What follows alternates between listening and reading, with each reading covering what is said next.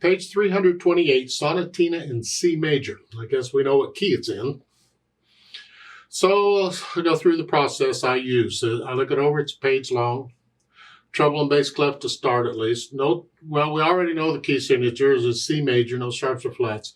2 4-time signature. I see a bunch of triplets, so we're going to have to deal with that.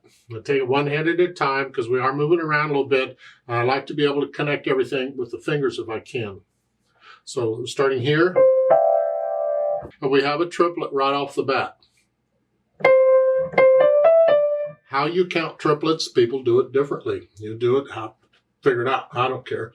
You can do the 1 and a 2 and a 1 and a 2 and a 1 and a 2 and a 1 and a 2 and a 1. Or you can just use the word triplet. 1 triplet, 1 triplet. However you do it, just make sure the 3 notes of the triplet and the note after the triplet, 4 notes total, are all even.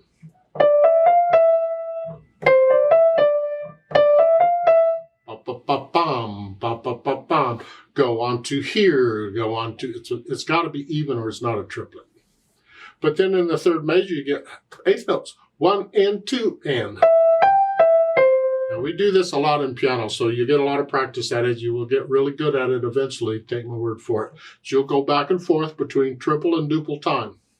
1 and a 2 and a 1 and 2 and 1 and a 2 and a 1 and 2 and. You just do it. Now here, we got this in this piece. 1, 2, 3.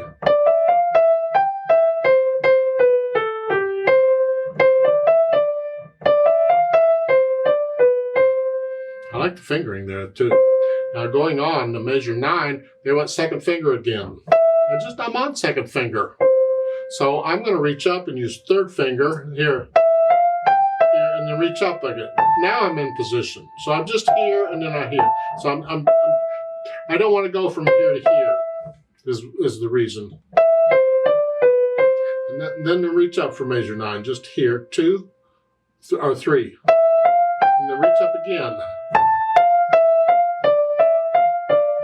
Now, going from measure, 16 to 17?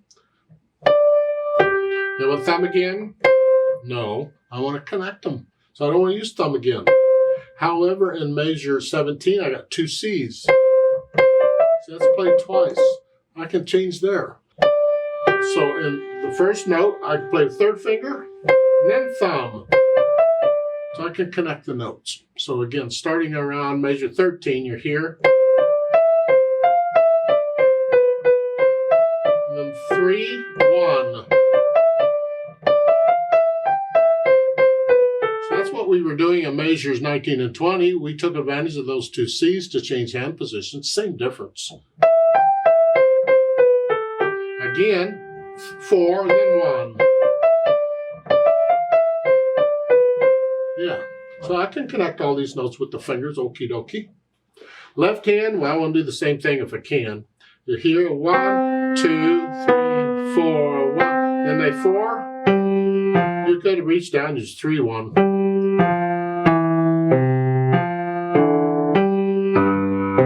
Now here, going from measure 8 to 9, you're going to have to come up. So here, that's okay, you can lift up. You're going to lift up for the thing anyway. You could use a little more advanced fingering if you want to try it. You're going to need it eventually, so try it out here and see what you think. And that's the finger substitution. You play the note with one finger, and while you're holding it down, you just put another finger on it. You substitute another finger to get ready because you're changing hand positions to what's coming. So in measure 8, I'm doing it here. While I'm holding it down, I could put a little finger on it, and that way I'm just reaching up, thumb, here. So measure 7 is here. I actually use third. It's a little easier to get 5th because it's a little hard. It's tricky, but with a little practice you can do it. Just raise the wrist a little bit, give you room, or whichever. It's a little easier. If you want to, you play it with thumb because then it's easy to scrunch up and put a little finger on it. Doesn't matter which finger you play it with, but make sure if you want to do a finger substitution, put a little finger on it before you go on. Play with it and then go on. In the middle of the line, when we got all these ledger lines things, well, you got to figure them out. The first note, and this is what, measure 14, 15, 16. Now it's measure 15 with those eighth notes in the left hand. The first note is 3 ledger lines above the staff. Well, 1 ledger line you already know is middle C. And then 2 would be an E. It's every other note, so then it's a G. So that's a G.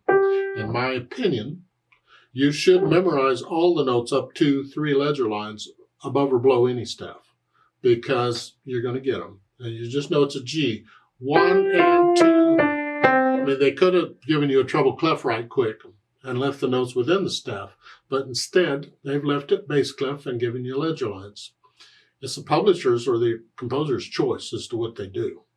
So here it's just 1 and 2, and then across, it's like a scale here, and then you back down. Okay, put the hands together. And we're here now. I might hesitate. That's fine. I just want to know how the hands are working together. It's here. Here.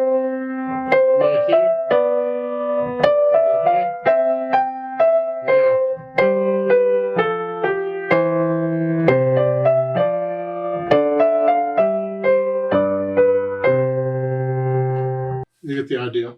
So I go through and I get the hands working together. Let's go down to measure 13. See what we got going on here.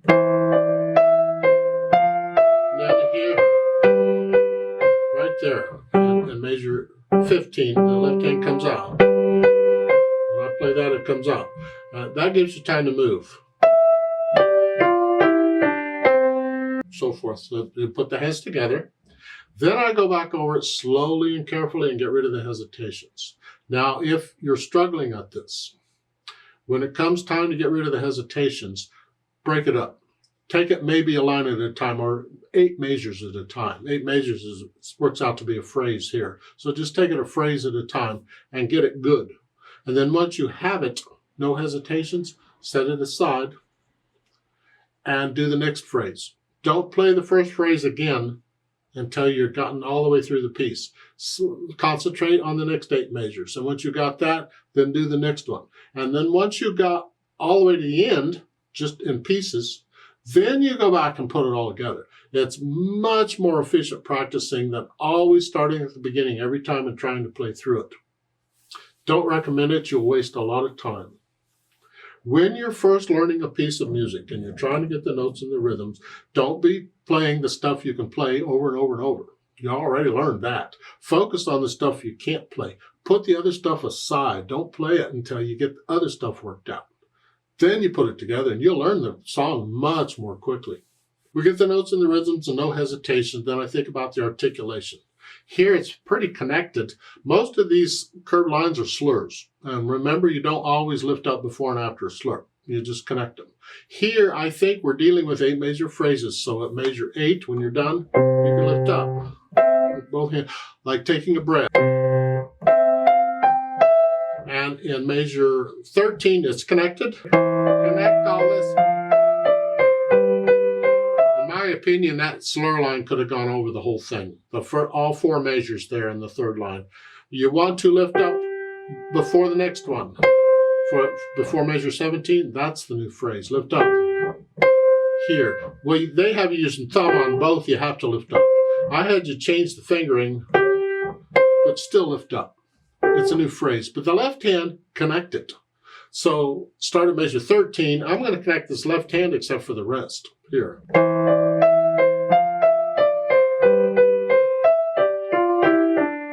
See, I lifted up here, but not here. Here. Otherwise, I'm connecting everything within the phrase if I can. If you feel it different, try it out. If your teacher feels it different, fine. Go with whatever they want you to do. Then the dynamics. It applies to the melody, which is the right hand. It's loud or heavy. This left hand needs to be soft.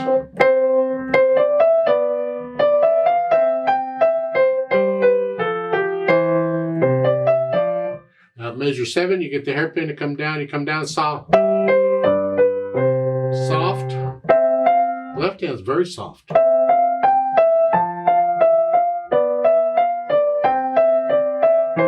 if you want to use 2 measure phrases in here, starting measure 9, you could. It's a sequence. Lift up, lift up. Or if you'd rather connect it all, it's interpretation.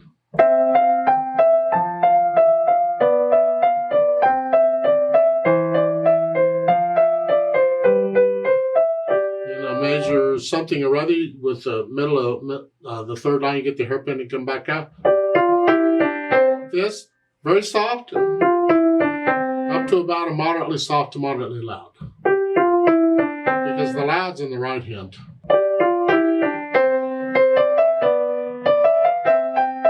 At the end, you come back down. Keep the left hand out of the way. We want to hear the melody, which is the right hand. Actually, as far as the dynamics go, you need to feel them. So if you feel other dynamic getting slightly louder and softer in places, try it out.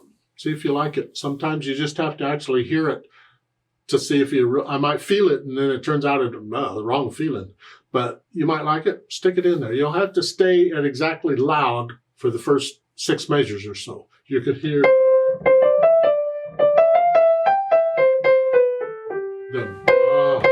I can experiment with the loudness and softness in there and the melody. The left hand, keep out of the way. Speed in the middle, just whatever. 1, 2, left, right, left, right.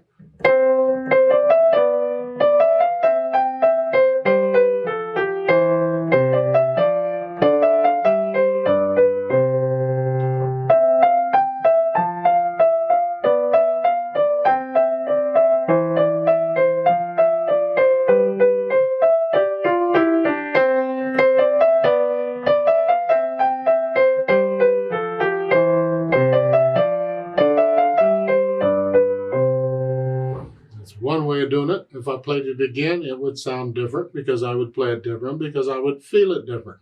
Remember the natural accent. 1, 2, 1, 2.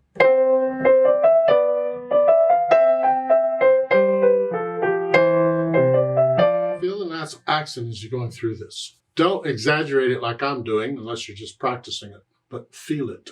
Let's play this together slowly and check the notes and the rhythms. I'm not going to do the dynamics. We're not performing it, just notes and rhythms. I'll give us 2 counts. Ready, go. And then we go. Ready and go and 1 and da